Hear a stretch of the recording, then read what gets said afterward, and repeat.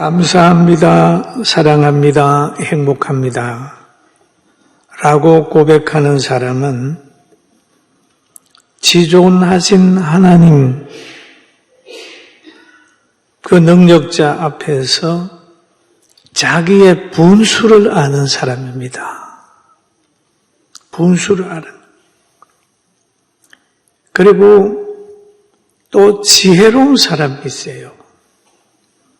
감사와 사랑과 행복, 이 사상이 되고 삶이 되면 그 삶에는 빛이 나와요. 빛이 있어요. 그 삶에는 거룩한 내음이 있습니다. 냄새가 있어요. 또 그리스도 밖에 보여질 때는 그리스도의 편지로 보여져요. 얼굴에 보면 기쁨이 확 있어가지고 야, 저분 보니까 그리스도가 함께 하는구나. 그러면서 그 사람 뒤에는 예수 믿는 사람이 생겨납니다. 그리고 함께 하는 이들에게는 행복이 있어요. 감사하고 사랑하고 행복을 느끼는 자와 함께하면 행복한 거죠. 여러분, 그런 사람이 되기를 주의 이름으로 축원합니다. 그리고 지난 시간에 제가 하나님이 예레미야 선지자를 통해서 하신 말씀을 얘기를 했죠. 하나님이 자신은 토기장이고 택한 백성 유다는 진흙이다 얘기를 했어요. 그러면 이스라엘 백성은 진흙이고 하나님은 토기장이라면 하나님에 의해서 만들어진다. 하나님에 의해서 큰 그릇도 되고 작은 그릇도 되고 기 있을 그릇도 되고 천이 있을 그릇도 만들어진다. 오직 결정은 하나님의 손에 있다. 토기장의 손에 있다라고 하는 그런 비유의 말씀을 예레미야서를 통해서 우리에게 주셨습니다. 그런 것처럼 하나님께서 우리를 불러서 하나님이 쓰시려고 목사, 장로, 집사, 권사, 또 세상에서는 대통령, 시장, 국회의원, 하나님께서 다 자기 뜻대로 하시는 거죠. 부자, 또 여러 가지 귀하게 쓸 것, 천하게 쓸 것 있어요. 그런데 토기장이가 그릇을 만들 때에 작은 그릇만 만들지 않습니다. 그렇다고 큰 그릇만 만드는 것도 아니에요. 다양한 그릇을 만드는데 작은 그릇, 큰 그릇, 서기에 합당하게 만드는 겁니다. 그러면 좀 작은 그릇이라고 생각하면 자기만을 생각하는 사람이에요. 자기만을. 조금 더 큰 그릇이 있다고 하면 자기도 생각하고 남도 생각하는 그런 그릇이 있어요. 자기 가정만 담는 그릇이 있죠. 그래 조금 더 그런 것이 있다면 지역과 나라와 세계를 담는 그릇. 꿈을 크게 가지고 남북 통일을 얘기를 하고 자유를 얘기하고 세계 복음화를 얘기하는 큰 그릇이 있습니다. 그래서 우리는 그 그릇이 있는데 그 그릇을 가지고 살아야 되는데 제일 큰 그릇이 있다면 우리가 이해하지 못할 그릇이 있다면 하나님이시고 예수님이세요. 예수님을 우리는 이해를 못해요. 하나님, 예수님을 보면은 하나님이 예수님을 이 땅에 보냈잖아요. 보냈는데 예수님은 전 믿는 사람 전체의 죄를 담당하는 그런 그릇입니다. 그런데 인간의 좁은 소견으로서는 예수님을 이해 못하는 거예요. 하나님도 이해 못해요. 왜? 의인도 아니고 죄인을 향하여 하나님은 독생자를 보내가지고 독생자를 희생시켜서 많은 사람들을 구원할 계획을 가지고 있는 거예요. 여러분 이해가세요? 남의 것 뺏어가지고 자기 유익을 하려고 그러는 그런 세상에서 하나님 보면 독생성자를 의인도 아닌 자기를 따르는 사람도 아닌 배신자요 타락자인 그들을 향하여 독생성자를 보냈단 말이에요. 이게 기독교의 뿌리예요. 그러니 기독교를 공산주의자들이 이해 못합니다. 왜 못하냐? 이해 못하는 거예요. 욕심 많은 사람도 이해 못해요. 자기를 부인하지 않으면 못해요. 그래서 안 믿는 사람들은 그리스도인들을 보면서 이상하다. 왜 이렇게 손해볼 짓만 하지? 자기들에게 무슨 위기 있다고 생명 내놓고 복음 전하지? 해외 가서 그렇게 죽을 고생을 하면서 의료 봉사를 하지? 이해 못하는 거예요. 그러나 하나님을 알면, 천국을 알고 하나님을 알면 이해가 되는 거예요. 할렐루야. 하나님을 알아야 이해가 되는 거예요. 그래서 성경에 보면 예수님은 죄인을 구원하기 위하여 이 땅에 오셨다. 하나님이 보내셨다. 마태복음 1장 21절에도 보니까 자기 백성을 구원하기 위해, 죄에서 구원하기 위하여 예수님 오셨다고 그래요. 의인도 아닌 죄인을 구원하기 위하여 예수님이 오셨다. 죄인을 위하여 사랑의 동기에서 하나님이 독생자를 보냈다.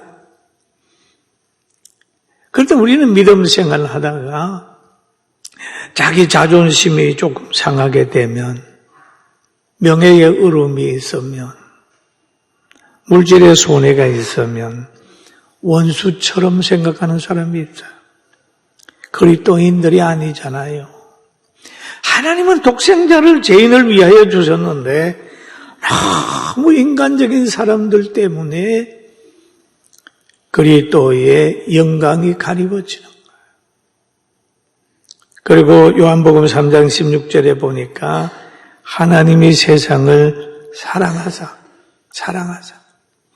독생자를 주셨다. 이는 그를 믿는 자마다 멸망치 않고 영생을 얻게 된다라고 얘기를 합니다. 여러분, 예수님이 오셔서 30년 동안 가정에서 생활했다면 3년 동안 공생의 기간을 맞이하면서 열심히 동리에서 복음을 전했습니다. 제자들을 불러서 먼저 제자들에게 제자가 되려면 이런 가치관을 가져야 된다. 그리고 현실에 적용할 수 있는 지혜를 제자들에게 가르쳐 주셨습니다. 산에 따라온 제자들을 향하여 그럽니다. 입을 열어 말했습니다. 심령이 가난하는 자는 복이 있다. 애통하는 자는 복이 있다. 온유한 자는 복이 있다. 라는 얘기를 합니다. 여러분이 성경을 읽다가 보세요. 온유한 자가 복이 있다 그러잖아요. 사람도 온유한 사람이 부자 됩니다. 강한 사람 대단한 것 같지만 그런 사람보다 온유한 사람, 겸손한 사람이 성공해요. 저 세렝게티 아프리카 초원에 가봐도 사자나 호랑이가 그 숲을, 그 초원을 지배하는 게 아니라 온유한 짐승, 더불어 살 줄 아는 초식 동물이 루우 같은 것이 꽉 산했죠. 또 어떤 데 가면 양이 산을 쫙얗게 덮고 있습니다. 여러분, 온유한 사람 되기를 주의 이름으로 축원합니다. 온유하라. 의를 위하여 의에 줄이고 목마른 자는 복이 있다. 긍휼히 여기는 자는 복이 있다. 마음이 정겨는 자는 복이 있다. 합평케 하는 자는 복이 있다. 쫙 예수님께서 제자들에게 여러 가지를 가르쳐 주셨습니다.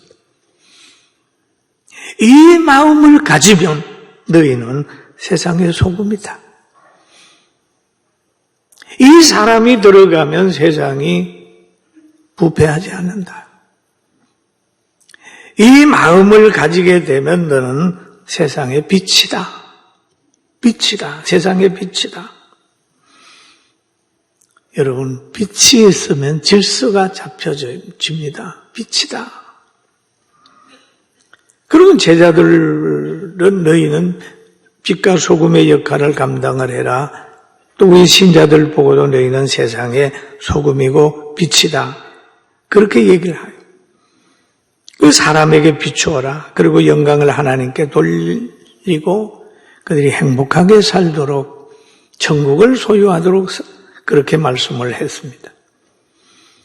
저는 오늘 아침에 눈을 뜨고 이렇게 묵상을 하다가 생각이 나서 이런 글을 한번 써봤습니다. 내가 눈을 감으면 너는 없다. 내가 눈을 감으면 당신은 없다. 왜? 내가 눈을 감았는데 당신이 안 보이잖아요. 당신을 좋은 사람이라고 하면 너는 좋은 사람, 그는 좋은 사람이 되어서 너에게 온다. 내가 당신을 어떻게 보느냐에 따라서 그것이 만남과 기쁨, 때로는 행복이 된다.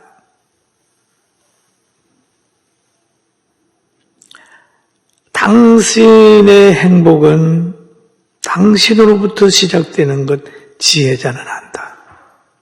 여러분, 행복이 남편이 갖다 줍니까? 아내가 갖다 줍니까?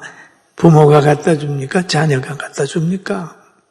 행복은 먼저는 하나님의 은혜 속에 자신에게서부터 시작되는 거야. 행복하다고 느끼는 사람은 범사에 감사하면 행복해지는데 불행하다고 느끼는 사람은 무엇을 봐도 부정적으로 보는 거예요. 한 편의 시를 쓰게 하시려고 긴긴 밤 고뇌와 원망과 용서와 사랑 안식의 때 만남하게 했구나. 시인이 하는 소리죠. 살았으니 아프고 함께하니 힘도 되고 짐도 된다. 그렇잖아요. 함께하니까 힘도 되지만 짐도 되잖아요. 여러분 그러지 않습니까? 함께하니까 힘도 되고 짐도 되고 힘이 될 때는 좋지만 짐이 될 때는 힘들으나 그러나 그것도 행복이라.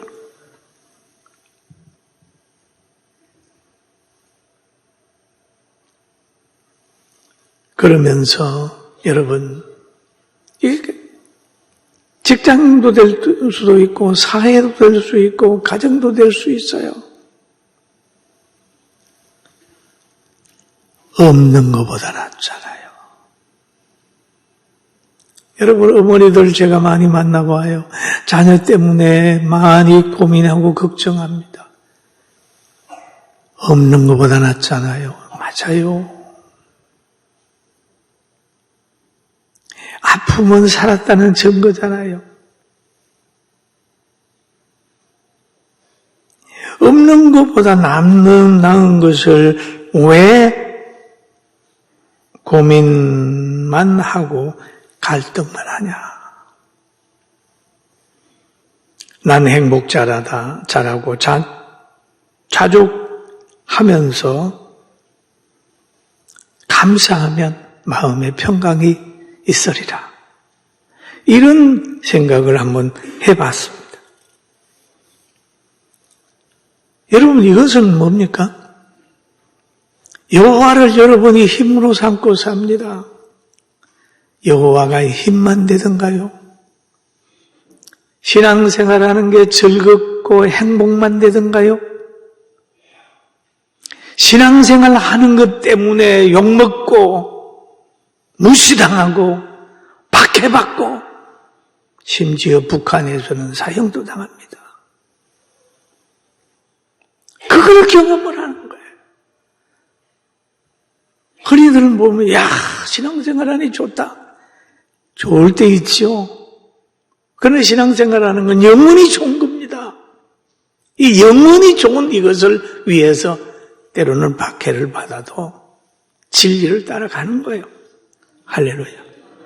신앙생활을 하는 것 때문에, 하나님과 동행하는 것 때문에 때로는 긴긴 밤 금식하고 자기 육신과의 싸워서 이기려고 밤새워 고민할 때도 있잖아요. 저는 그런 걸 많이 경험을 했습니다. 그런데 예수님을 보면은 하나님의 뜻을 이루려고 공생의 3년 동안 이곳저곳 가시면서 많은 고통을 당했어요. 그러나 고난주간이 돼 갈 때 예수님은 예루살렘으로 올라가셨습니다. 예루살렘이 뭐하는 어떤 동네입니까? 마태복음 23장 37절에 보니까 그러자 선지자들을 죽이고 내가 파송된 자들을 돌로 치는 자여. 선지자들을 죽이는 동네. 파송된 자를 돌로 치는 동네. 예수님 여기에서 죽을 줄 아시면서도 올라가셨어요. 그리고 예루살렘에 올라가셔서 뭐 하셨나요? 성전을 정결케 했습니다. 깨끗게 했어요. 예루살렘은 최고의 권력기관이 있는 곳입니다. 그곳에는 선지자들을 재판해서 죽이는 곳이에요. 종교 재판을 하는 곳이고 아주 거기에 타락한 사람들이 있는 곳이에요. 그런데 예수님 올라가셨어요. 십자가지로 가셨습니다. 인간의 죄 문제 해결하려고 가신 거예요.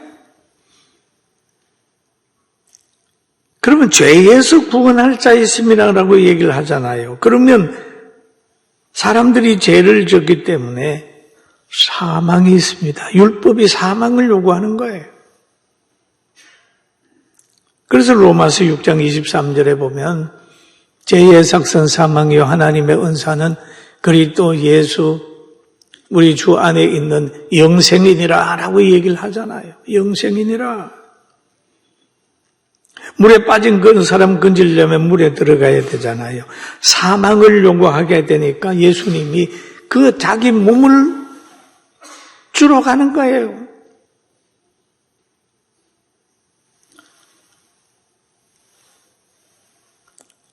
죄인이 받는 정죄, 고통, 순환, 아픔을 받으러 가는 겁니다. 자녀가 죄를 지게 되고 그러면 부모님이 가서 갚아줘야 되잖아요. 그런 것처럼 그게 공이잖아요.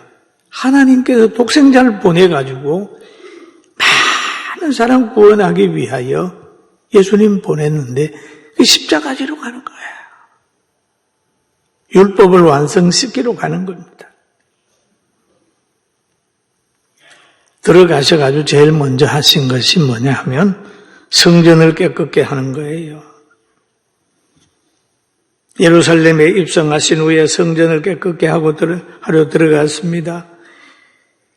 그곳에 가봤더니 성전에는 하나님이 기도하는 집이라고 그렇게 구별해 놓은 것인데 비둘기 파는 사람, 양 파는 사람, 돈 바꾸는 사람, 대제사장들하고 결탁해가지고 거기에 장사꾼의 소굴을 만들고 도적의 소굴을 만들고 강도의 소굴을 만들어놨어요.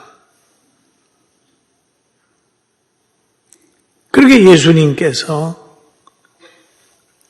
들어가셔가지고 채찍을 만들어서 막 양도 쫓아내고 비둘기도 쫓아내고 거기에 있는 사람들의 상도 뒤잡아 엎어버렸습니다. 그러면 그때는 그랬다면 오늘 우리는 뭘 해야 될까요? 지금 몽둥이 들고 예루살렘 성전에 가야 됩니까? 아니잖아요. 고린도전서 3장 16절에 보면 이렇게 얘기하고 있습니다. 같이 한번 읽어볼까요? 너희가 하나님의 성전인 것과 하나님의 성령이 너희 안에 계신 것을 알지 못하느냐. 너희가 하나님의 성전인 것과 하나님의 성령이 너희 안에 계신 것을 알지 못하느냐. 성전이 뭐냐? 여러분이 성전이라는 거야. 성령이 거하는 전이라는 겁니다. 그러면 성령이 역사를 하고 교회 가게 되면 말씀을 듣다가 보면 한없이 눈물이 날 때가 있어요. 제가 생각이 날 때가 있어요. 자기 연약이 보여질 때가 있어요. 자기 위선이 보여질 때가 있어요. 한없이 웁니다. 그 눈물이 나는 사람 보세요. 병도 낫게 되고요. 마음이 부드러워지고요. 그리고 마음의 평강이 오고요. 그렇게 돼요. 성령이 오시면 내 마음에 우리 마음 속에 있는 악함을 제하여 주고 거기에 사랑도 심고 온유함도 심고 선한 마음도 만들어주는 거예요. 여러분의 마음에 성령의 역사가 있기를 주의 이름으로 축원합니다. 세상 사람들은 잘 몰라요. 교회가 어떤지도 잘 몰라요. 과거에 지금부터 한 30년 전에 우리 교회에 체육대회인지 뭔지 한다고 그랬습니다. 그러니까 이 지역에서 나온 정치하는 분이 체육대 선물을 하나 보내줬는데 소주를 한 박스 보내준 거예요. 사무실에 가니까 목사님 누가 소주 한 박스 갖다 놨다고. 그러면서 그것도 모르고 말이야. 교인들, 성도들이 술 안 먹는 거 알지 못하는 사람이 뭐 그렇게 얘기를 해서 제가 웃었어요. 어떠냐? 안 먹으면 되지. 자기들 먹는 거 갖다 줬는데 그냥 안 먹고 돌려보내면 되지. 뭐 그리 화내냐. 그 사람들은 교회가 뭔지 모르니까 그냥 체육대회하고 뭐 가게 되면 그냥 삼겹살 뿌먹고 소주 한 잔씩 하는 줄로 아니까 뭐 그러겠지 생각해가지고 웃어 보냈습니다. 여러분 예수 믿는 줄 알면서도 여러분에겐 누가 같이 다 술 권하거든요. 화내지 말고 안 먹으면 돼요. 왜? 자기 먹는 거 권하는데 자존심 상할 건 뭐 있어요? 그냥 나는 안 먹으면 되는 거죠. 여러분 여유를 가지기를 주의 이름으로 축원합니다. 모르는 거예요. 그 성전을 깨끗게 해야 되는데 어떻게 깨끗게 해야 되느냐? 예수님은 성전을 깨끗게 하면서 뭐라고 얘기를 하냐? 내 집은 하나님이 성전을 기도하는 집으로 만들었는데 왜 이 모양으로 만들었냐 그 말이지. 목적은 기도하는 집이 되게 하는 거예요. 다 쫓아내고 무슨 깨끗하게 청소해 놓는 것보다 하나님 앞에 찬양하고 예배하고 기도하는 곳으로 온전히 쓰여지게 해야 된다. 그런 것처럼 너희 마음도, 성도들 마음은 늘 마음의 심령 천국 이루고 기도하고 사랑하고 성령이 역사하는 그런 마음을 가지라고 하는 것을 말씀하고 있어요.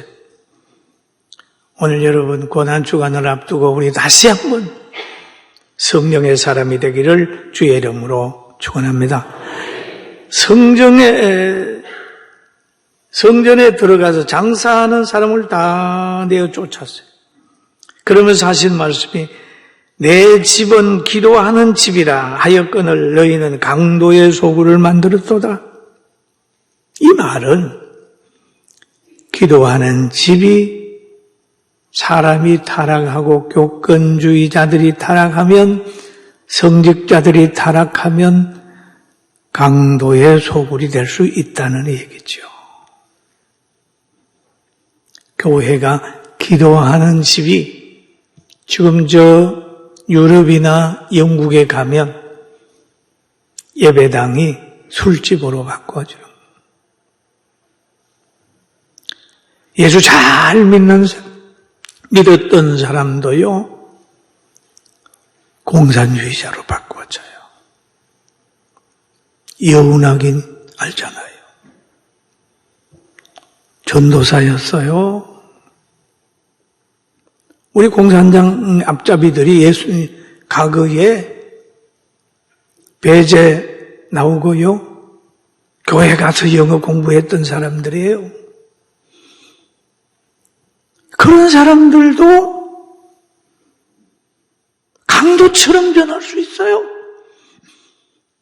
한 분 예수 믿었다고 해서 그 사람이 완전한 게 아니고 항상 깨어 타락하지 않으려고, 환경에 지지 않으려고 항상 기도해야 이기지, 한 번 교회 와서 예배 드리고 그랬다고 해서 직분 받았다고 해서 안전한 거 아니에요. 목사도 타락할 수 있고 장로도 타락할 수 있고 타락할 수 있기 때문에 우리는 타락하지 않으려고 항상 깨워 기도해야 된다는 사실을 믿게 되길 주의 이름으로 축원합니다. 아멘. 예루살렘 초기에는요, 그렇게 강도의 속을 아니었습니다.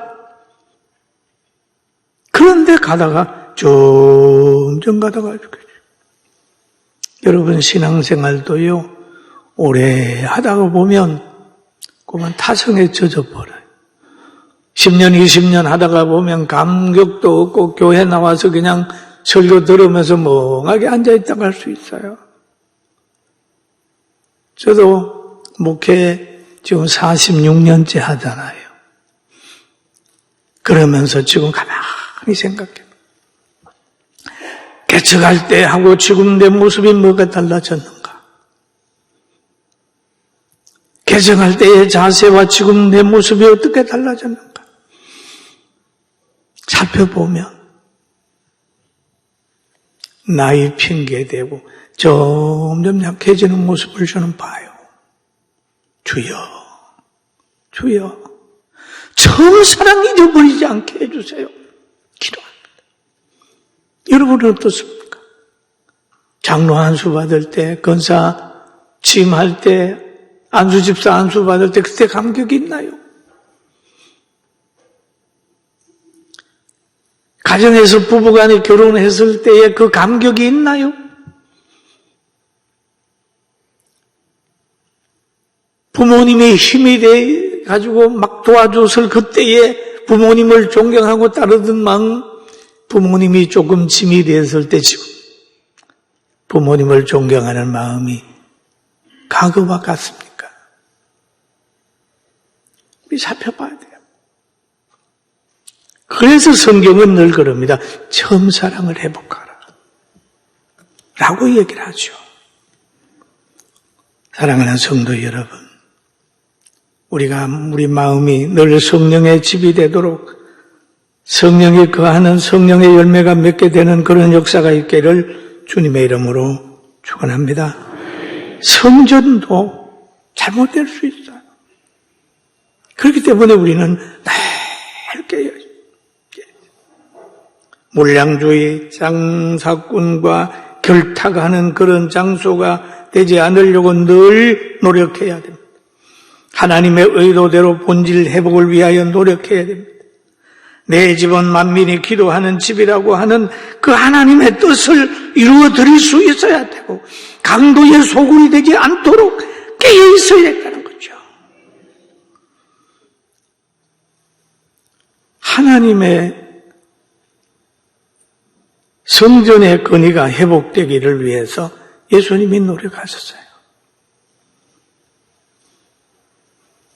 오늘 우리는 내가 성전인 것을 늘 깨달으면서 제사장과 서기관과 장로들의 큰 도전이 올 줄 알면서도 타협하지 않고 진리를 외칠 수 있고 생활할 수 있는 우리 모두가 되기를 주의 이름으로 축원합니다. 오늘 이 본문에 보니까 아이들의 성전에서 소리 질렀어요. 호산나 다윗의 자손이여 하고 찬양을 하게 되니까 그 찬양하는 걸 보면서 대제사장과 서기관들이 분노합니다. 이게 진리 따라가다가 보면 때로는 타락한 교권과 잘못된 권력은 날 교회에 불이익을 주려고 노력하고 있습니다. 그러나 그럴 때라도 좌절하지 않고 믿음을 가지고 가면 승리는 믿는 사람에게 있습니다. 믿습니까? 믿습니까? 여러분 부활절이 뭡니까? 부활은 승리하는 날이에요. 그 날을 위해서 지금 가는 거예요. 가는 거예요. 예수님이 잡혀서 골고다 산으로 올라갑니다. 예루살렘에서 한 알에 밀이 심어졌어요. 시퍼런 권력들이 예수님을 십자가에 답니다. 그것이 그들의 수명이 다한 날이래. 골고다의 저녁 노을빛 탁 비춰질 때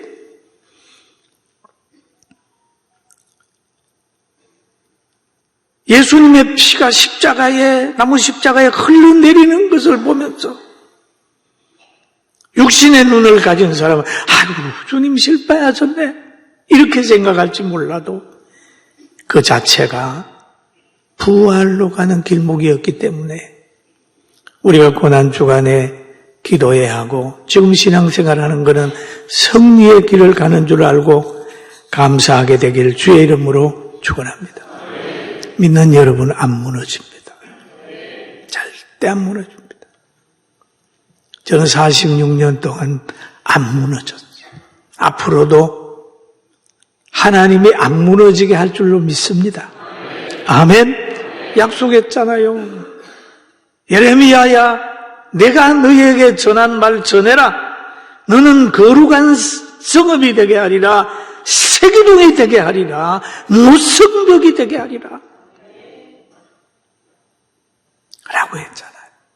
여러분 오늘 성령 충만 받고 승리하는 우리 성도들 되기를 주의 이름으로 축원합니다.